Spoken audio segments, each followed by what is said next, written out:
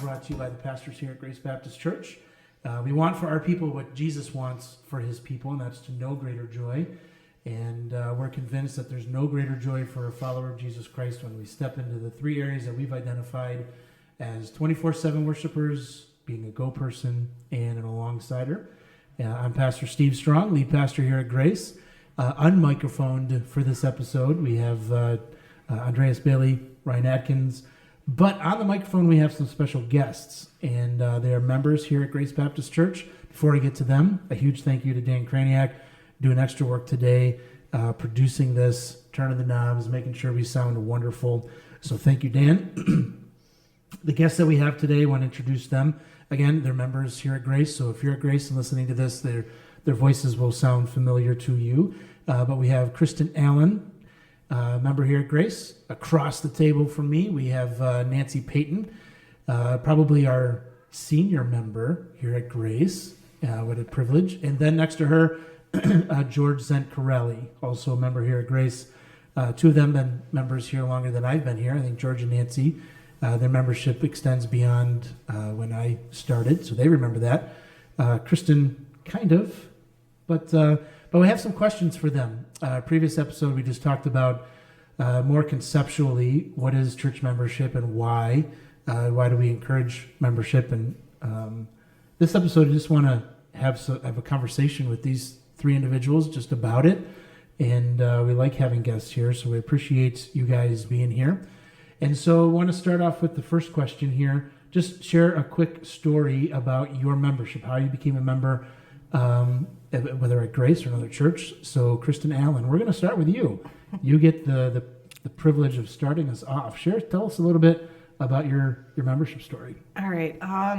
Well, thanks for letting us come in and share our stories. Actually, it's kind of a neat setup. I've never done a podcast or anything before, so it's weird to hear myself talk. But my membership here at Grace, so I have been coming here since I was a baby. My mom I think my mom started coming here when I was maybe 1 year old or so. So I grew up, in the toddler room, the nursery, youth group, and all throughout my childhood, I basically grew up here. I was baptized at 16, and I became a member, at that time. I went away to college, and then there was a church split that occurred, I think shortly after I was in college, and at that time we kind of felt that the Lord was calling us away from this church. And we kind of, at least I bounced around and just really had a hard time connecting at other churches. I never really found a church to, become a member. I know that it was something that was really important to my mom at that time. I was young. I was kind of like, that wasn't necessarily church membership. I mean, I went to church, but it wasn't necessarily a priority at that time. But I know for my mom, it was a big priority that we find somewhere to plug in and be a member. Membership was extremely important to her at that time. So for you at that age, it was kind of, I probably didn't, understand the importance of actual membership. For me, it was like, well, I'm going to church, so what's the big deal? I'm there, I'm hearing a message, I'm learning, so, why do I necessarily have to commit in membership? Sure. And we went to churches maybe a year or two here and there, but we really just didn't ever find a church where we were ready to we felt like we wanted to commit to becoming members of that church. Throughout that time, I had some struggles with depression, anxiety. I went to Wheaton College. I left early because of some pretty severe depression. And I just had a lot of things that I was struggling with. At that time in my young adult life, Keith and I got married. Maggie was a very difficult baby. We weren't really prepared to have a child like that, and we really didn't have much support, we had friends, but we really didn't have support from a church. And friends who were believers. We did not have that at that time. And I was very lonely, and I really feel like I really missed just that kind of support and bond that you find in a church, and people who were kind of leading me in a biblical way. Mm-hmm. I did not have that, and I prayed for many years. I prayed, to find that. And, I was Dee Dee Asher. I don't know if any of you probably guys all remember her, some of you. We grew up in this church together. Her parents were still going to this church, and she was leaving, and we just happened to go to a picnic to say goodbye to her, where she was moving to South Carolina. And Mrs. Asher was kind of saying, you should come back and check out Grace and just see. And Pastor Steve, you had, I think, friended me on Facebook not too long before that, and so I'd kind of seen some photos of some things that were happening here at Grace, and I kind of hesitated. I wasn't sure, how we'd be accepted back. The split was difficult, I think, for a lot of folks, for us too, at the time that we left. And finally, I just decided, what, forget it. We're just going to go back. And, from the first week we came back, I really felt like it was like coming back home. I remember there were a lot of faces that I was unfamiliar with, but definitely faces that I recognized. Abby Lewis, shout out to Abby, was one of the individuals that I distinctly remember coming up to me and talking to me, and really it wasn't just like, oh, hey, how are you, nice to meet you. She was actually interested in who I was and a little bit about my story, and that really made an impression on me. And since that day I was convinced that the Lord was calling us back here. And so I was once I think I was ready to kind of make that commitment to church membership. And so we've been members since then, which I don't even remember what year that was, 2013 or 2014, something like that. I don't have our membership record in front of us. I should have done that to hold everybody accountable. Yeah, that's good. Very good. Nancy Payton, tell us a little bit, probably pretty close to when our church was established. Share a little bit about your story. Yes. My mom was a solid believer, and we grew up in, we kids, three of us, 2 sisters and myself, grew up in a church that was close to where we lived. It was probably evangelical, but just a little bit not what we were needed or were looking for. In the summers, we would go and visit an aunt and uncle who lived on a farm. And as city girls, we loved that. And they also had a good, solid church there that we went to, heard the gospel. And because of that influence, we were not satisfied in the church we were attending at that time. Was this in the Cleveland area? I'm sorry? Was this in the Cleveland area? Yes. It was just a couple blocks from where we lived in Lakewood. And just about this time, my mom saw in the paper an advertisement of a Baptist church that was starting in Lakewood. So she pursued that, followed that up, and I think I never was sick the day that they visited there, but soon after that they bought a little church in Rocky River, and that it's still there, but it's now an insurance company or something. But we began going there, and we're very much satisfied. That was what we needed. The pastor was also a missionary who worked in Baptist Bible College here in Cleveland, and he was a solid teacher of the Word, and we just grew under that ministry.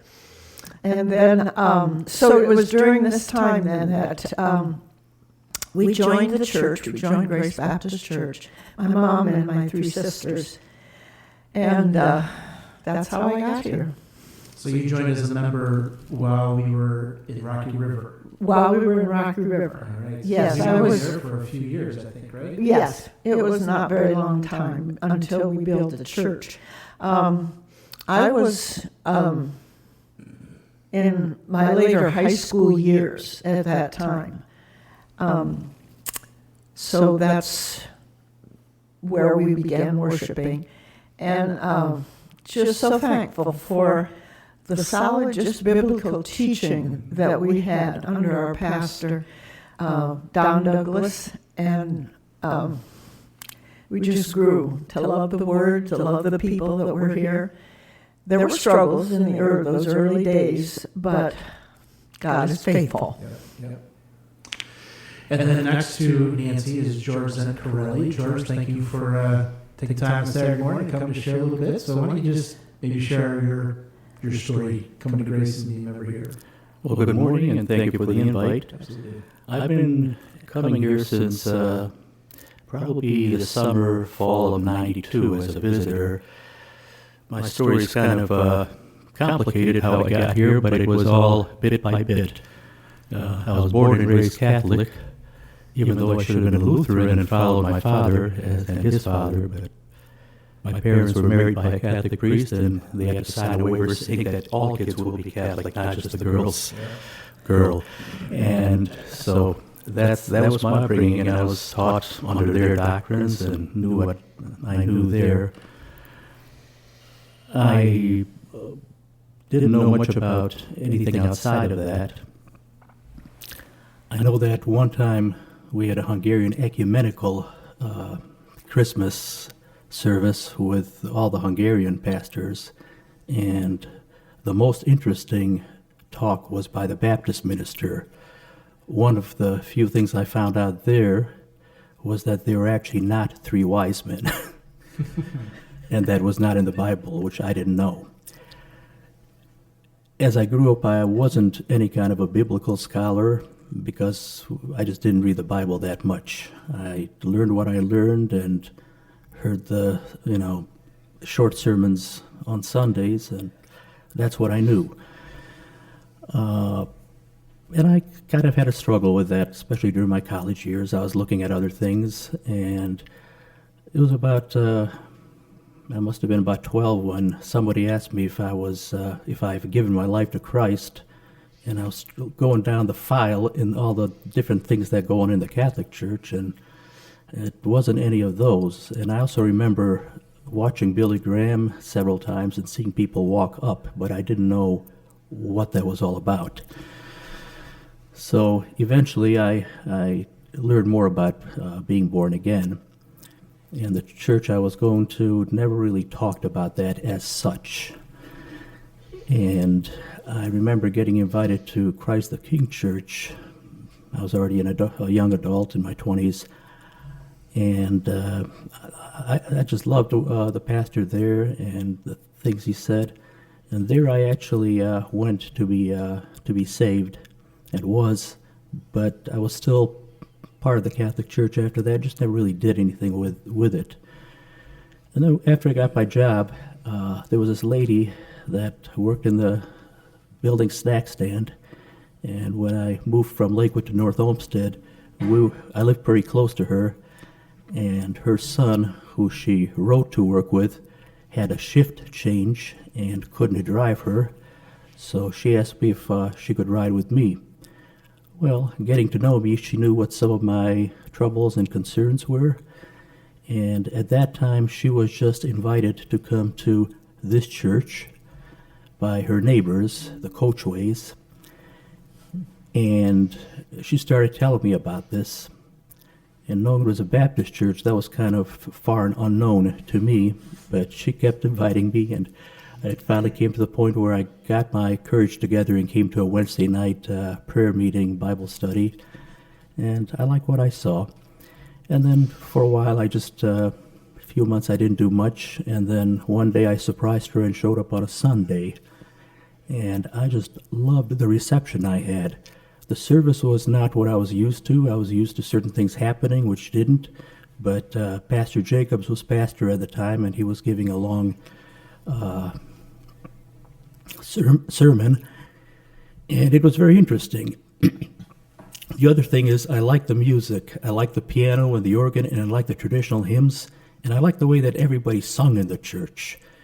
Because where I came from, that kind of went out of tradition, and not too many people sang. But here the whole group sang with a lot of dedication and enthusiasm. So by the time the service was over, I honestly couldn't wait till the following Sunday. I was greeted by Mr. Little. I can't remember his first name. His son was the outgoing youth pastor, and a couple other people, including the Coachways, and everybody was just great, fantastic. So the following week, I remember I went to church, and then I couldn't wait to come here. So once I was done there, I quickly rode down here and was in my seat, ready to hear Pastor Jacobs and ready to hear all that beautiful music and to meet all the fine people. And it just kind of went from there, and I finally, after several months, let go of the Catholic Church and started coming here. And then I know the person that brought me to the church asked me, well, when am I going to be a member? So I remember there was always an invite at the end of the service at the time, and I walked up and to Pastor Jacobs, and that was right after I did a little bit of a witness at the previous Wednesday night service, and to my scary surprise, he asked me to come back Sunday night and to give that same story to the whole church. So I got my courage together and went ahead and did that. And then later on, I walked up again after taking the class, the introduction class, and requested membership. So after coming very regularly from the end of 92 through 1993 especially, I was baptized in the summer of 94 and became a member. Been a member ever since. I love coming to a church that teaches salvation and that teaches the Bible in a very fundamental way. People who are members are born again. People who are members are dedicated. And people used to ask me about a church family, going to the church previously, and I didn't really know that concept. It wasn't until I came here till I learned it. Also, as I mentioned before, not knowing the Bible that well, I never knew exactly the difference, not so much the difference, but I guess the difference between the two concepts of evolution and the six-day creation. And the Lord brought me just at the right time, because that's what Pastor was talking about, Pastor Jacobs. He was talking about the book of Genesis. And hearing him, a learned man, talking about it as if that really happened somehow sunk into me real fast. And I believed that. I became a believer and realized that all of the Bible is true, not some of it. It's not part stories, part reality. Where some think the New Testament is reality and the Old Testament is stories, I believe the whole thing in the entirety and saw how it all came together. And as I mentioned, knowing what a church family is, I got to know many people, and I was quite new at the time, so just getting to know people. Now I've been here a long time, so now I'm watching a lot of new people come in, and I've come to know so many people over the years. I've come to miss many people. And a lot of the people that kind of supported me here. Good. So it's interesting. It's nice hearing you mention names that spur up some memories in my mind. And it's neat to hear you had people that were asking you about membership and kind of pushing you toward membership. George, Nancy, and Kristen, did you have people, and if the answer is no, it's no, but did you have individual, and this was on the question sheet, so I know you didn't have an answer ready, but did you have people speaking into you and saying, hey, have you thought about this? You should look for being a member? Was that, Nancy, I'll let you go first. Did that happen? Well, personally, I don't remember any of that. I think it was just always kind of an assumption, because in those days, you made that commitment when you found what you were looking for in a church. So it was much more just a common understanding and practice of this is what you do when you go to a church. Yes. All right, Kristen, what? I think, as a kid, it just was like the same, just a natural progression. But I think our experience is a little different for me because I left and came back. But I mean, my mom was certainly, that was important to her. That was a priority, that we all find a place to become members. Mm-hmm. And so I think once I think we were just kind of wandering around trying to find, and we went to good churches. It's not like the churches that we went to weren't good churches. It's just we really didn't ever feel like we were being led to make that commitment as members. And I think very shortly after we came back here, I don't think we had to be kind of convinced. I think we very quickly after we came back here realized that this is where we wanted to be, and this is where we wanted to kind of plug in and make that commitment to become members. Great. Well, let me move on to the next question here. Nancy, we'll start with you. What has membership meant for you? What has been meaningful about it for you? Oh boy, where would I start? Yep. It's home. We have been, as missionaries that were supported from this church, we have been many different places in the U.S. and then in the Philippines. And I can remember our first furlough when we came home, walking into church and just feeling we're home. Yeah. And that's a hard thing that's an intangible kind of dynamic. Right. You have to experience that to know that. And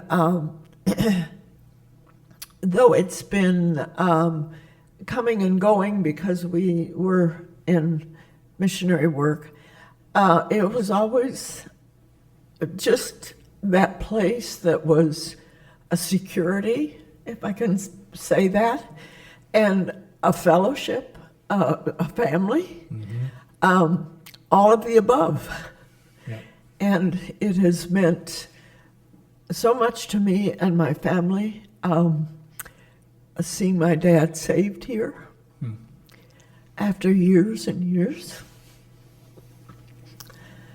And just my kids becoming a part of it as they would come back here as well. And so it's just has a lot of meaning for me personally. Great. George, how would you, how has membership been important to you? What has it meant for you? It's been important because ever since I became a member, I became part of the church family. It's a church I belong to, and not belong to because I need to belong to a church, but a church that I was happy to be a part of, and a church that helped me to grow with my newly found new knowledge of the Bible and the weekly sermons. I kept learning. This is a learning, teaching church, and it really brought me a long way from where I was.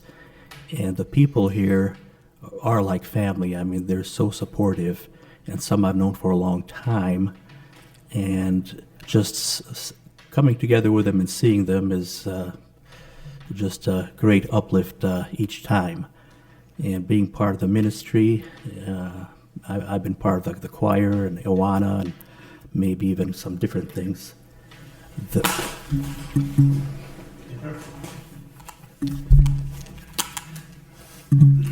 Kristen, let me maybe ask you that same thing. How has membership been important for you as well? I think for me, it's kind of funny, Nancy, that you described it as coming home, because, that's kind of how I felt, maybe in a little bit of a different way, but, when we came back here, that's kind of how I would describe it as well. I think, I think for me, membership is, to me, it's almost kind of like a commitment similar to like a marriage commitment. I mean, I know there's a lot of differences, but you're making a commitment before God to other people in a relationship. And for me, it's just the fact that there's a group of believers, other Christians, who have also made that commitment to me and my family. Commitment to lift each other up, to be in prayer for each other, to support each other, to help build each other up, to point each other to Jesus Christ. But to me, the importance is that it's not only to me, but it's also to my family, to my kids. Just the fact that there's other people here that love my kids and that want to see my kids ultimately grow in their relationship with Jesus Christ. That is so meaningful to me. And I think the fact that we didn't have it for a number of years when I desperately needed it, we desperately needed it, I think really has made me appreciate it all the more, because there were so many times that I prayed for it. And I just feel like, every time I come into this church and I am around my fellow believers, I am just reminded of this is an answer to prayer. Also, the fact that my dad, growing up here, my dad was not a believer. He did not come to church at all. And it was a struggle to find a church that he liked to attend. And the fact that my dad as a member here, every Sunday morning I see him singing and hear him singing in church is a miracle. And just how many people were praying for that throughout my childhood really really means a lot to me, that there's other people that really care that much about me and my family, and that they're here for us no matter what. There's an interesting dynamic kind of at play that, when we were asking you guys to come on and participate, that I didn't catch. Nancy, you have your adult children as members here at Grace, Tim and Becky Konich. You have your adult parents. Not that you would have kid parents. You have adult parents. You have parents here. Mel Mos, Garati. Kind of running off a different trail here. How is that meaningful for you to have your children as involved members and to have your parents here as involved members? I'll let you go. I'll let you guys battle out how you want to answer that. But I mean, has that been valuable for you? Well, I think my mom is probably, my greatest spiritual mentor. So to have my mom here, I feel like I would be lost in a lot of ways without my mother. So it's extremely meaningful in that way. But to have my dad here, especially, with my dad's background, is, like I said, it's really a miracle. But, to be able to be in a church family with my parents is extremely important. I'm an only child, and so, that also adds a whole other dynamic to the relationship. So that'll be another episode. Yeah, we'll talk, maybe a therapy episode. Hopefully my parents are listening. So, I think it's really neat to be able to, be a member of a church that my parents attend. And, especially with my mom, we've attended here for so long. It's really meaningful that, I've been able to grow up in the church. And yes, we left for a couple of years, but it means a lot to me that I grew up here and that we're still here as a family. Yeah. And that my kids are here as well. That's extremely important to me as well. Right. Nancy, how have you thought to that? Yes, I would have to say that too. It's great to have personal family in along with your church family. And it's been great to know that this is where they want to be as well. And this is where they have taken their position, their stand, and services that is involved as well in that. My other kids are in that other state up north, so they're a little far. To the Holy Land. What a wonderful place to be. They're a little farther removed from it, but it's great to have them here while they're here now. Yep. Well, we got. I don't want to get too bogged down with this. I want to kind of keep this conversation going. This is probably maybe the question that we don't like to talk about, but what has been difficult about not just being a member at Grace? This is not like a time to trash our church kind of thing, but what has been, because there's a lot of, we could spend time talking about that. We've had difficult years, but what has been difficult about being a member? Maybe just in a church generally, but what's been difficult about membership? George, I'll let you go. These ladies have been talking a little bit. Let you kind of add your 2 cents or just respond to that. What's been difficult about membership? Membership itself hasn't been difficult. On a personal view, sometimes it's a little difficult being part of a non-Baptist family, being the only one, and they just kind of don't understand where I am and why I'm here so passionately. You're like your brothers and sisters in your own personal family. Yes. Yeah. Yes. Because, they're still part of the mainstream church, and my father was more understanding because, he belonged to the Lutheran church, and actually he's come here with me many times, and I used to drive him to his church or bring him here, and we even had a Hungarian mission that was another ministry I was part of. But the two most difficult things that I can remember are the two splits that happened since I was a member. There was one right after Pastor Jacobs retired, which in itself was kind of a painful thing, and a lot of people left here, to make a long story short, and it was like part of your family leaving. Yep. Or a lot of good friends. And then after that, we had another incident where a lot of people left. And at one point, I was, searching for other churches, but somehow Grace Baptist Church always called me back. It was very hard for me to leave. I still had friends here, and there were still many good things going on here. So I could never actually get myself to do that. And then as a little bit of time went by, things changed drastically, and things now are great. Yep.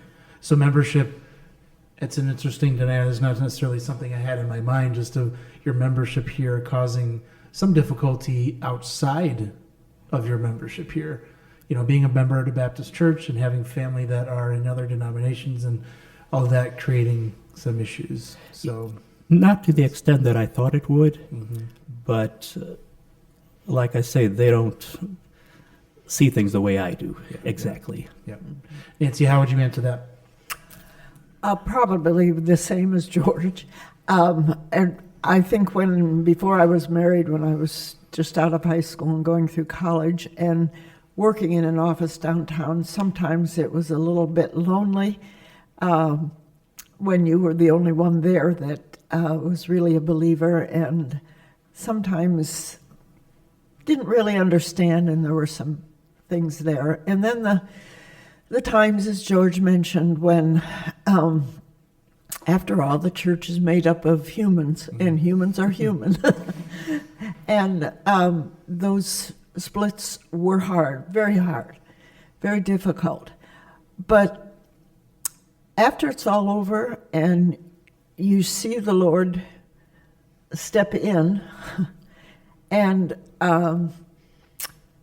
build up again, it's just another, can I say, testimony of His grace and His goodness, and also of the importance of a local church, a body of believers, and a united body of believers. And to see that come about, and to again see God graciously and wonderfully working in our midst, is such a blessing. And, it's kind of, you forget those things in the past because you're looking to the present and the future, forgetting those things are behind, and pressing on toward the goal of pleasing Christ and making Him known. Great. Kristen? I think I probably will echo what you said, Nancy. I think for me, the biggest difficulty is, it's hard to be in relationships with other people. We're all human beings. We're flawed. We all have our own agendas or think, things should be a certain way. And I think it's tricky. It sounds like it shouldn't be difficult, but, when you're kind of in it and everybody has their own way of doing things or their own philosophies on how things should be done, it's very easy to kind of get lost in the mix of that and, get frustrated. It's any kind of relationship that you're in. So for me, I just think it's, relationships with other flawed people, and just seeing how, people don't do things the way you would do them. And Yeah, anytime you talked about, you used the illustration of it being a family, and all three of you have talked about, membership within a church, the church becoming a family to you. Anytime there's a commitment that's made and a loyalty that's committed to, you bind yourself then to having to have difficult conversations, or saying, we are going to walk through difficult times together. And It's, I think a lot of folks, me included, the tendency is when things get hard, you're like, I'm out. Like, I just kind of want to run away. I don't want to deal with this. Maybe, and sometimes that might even sound good. Like, maybe it's just better for everybody else if I just, kind of step away or, disengage myself from some of these relationships. I think, in society, that's, I think a lot of times how we deal with them. But I think for us, that's really not what we're called to do. We're called to kind of work them out, to extend grace and forgiveness, and that is hard. yes. Yeah. All those one another's. Yeah. We like them, but they can be very difficult. Mm-hmm. Well, let me wrap up with just one last question I want to ask you guys. Again, thank you for adding to this and participating. If there is anybody who is kind of on the fence, should I join Grace? Should I take that step toward membership? Or perhaps if they're listening and they're in Indiana or Idaho or something and they're attending a church, or they're just listening online, or they're kind of disengaged, what would you say to encourage them to take that step and to encourage them toward membership? How would you encourage in that way? George, I'll let you go first. Well, I would encourage them to come visit and then see how they like it, which they probably will, because they'll be welcomed by at least 80% of the people here who see them. They should definitely take the class, which talks a little bit about the Baptist church history and also the church history here and what we believe in. And being that it's a church that teaches the Bible and basically nothing else but Jesus Christ and what came before him, pointing to him, and what came after him, pointing back to him. The fundamental teaching here is so pure that I think they should come. I would encourage them to come, but they have to make that decision ultimately. But I would definitely do everything I can to encourage them or help them along the way if they need help. Great. Nancy, how would you encourage someone on the fence? I would just say, if you found a place where you have family and the word is preached, jump in and make that commitment to it. So much of what we see in the world today is lack of commitment. But to be committed to being a part of a local body of believers has so many advantages, if I can put it that way, of just the fellowship, the friendship, but also coming alongside people and being together in outreach and in everything that's involved in our lives. And to not hold back, but to be willing to make a commitment to that. And to find that fellowship and the preaching of the word, and to be able to grow and develop into what God has for you and wants you to be. Great. Kristen? Well, I'll echo what the other two said, but also, maybe this might be a bit controversial, but I kind of think that if you're attending a church without becoming a member, it's kind of like you're taking advantage of the opportunities without necessarily like making that commitment yourself. And so I do think that at some point it is important to, especially if you're a longtime attender, it's important to make that commitment to the people that you're involved with in that church. The other thing that I think is I really, to me, I would caution just make sure you know why you're becoming a member, because I think if you're looking to other members to be perfect, we're all, I promise we will all fail you in some way, shape, or form, because I think that's a really big issue, is sometimes people join churches and think that everybody's going to be perfect. We're all perfect Christians here, and we all know that that's not what the church is composed of. So be prepared that other church members will fail you, because we are flawed human beings. I hope, I think here at this church, when that happens, I have definitely seen and experienced and done this myself, has gone to other believers and said, hey, I failed you. I'm sorry. How do we make this better? That should happen in a church. And like I said, this does happen here, but just keep that in mind, that it is made up of flawed humans, and we're all here to bring glory and honor to God and give him praise. But yeah, I think that would kind of be a big piece of advice. Yep. Because I've seen a lot of people come and go. And it's really, really difficult as a constant member here to see other members leave.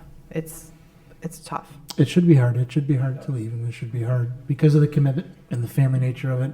It's hard to see others leave. So I really appreciate George, Nancy, Kristen, just your contribution to this, and be willing to share your story. There's a level of vulnerability to that, so I appreciate your willingness to do that and to contribute to the equipping of our people here at Grace. God's doing good things. We love our church, excited about what he's going to be doing, as we've been excited about what he's done. So appreciate the time that you've given to us. We appreciate the episode. We look forward to next time. So until that time, God bless.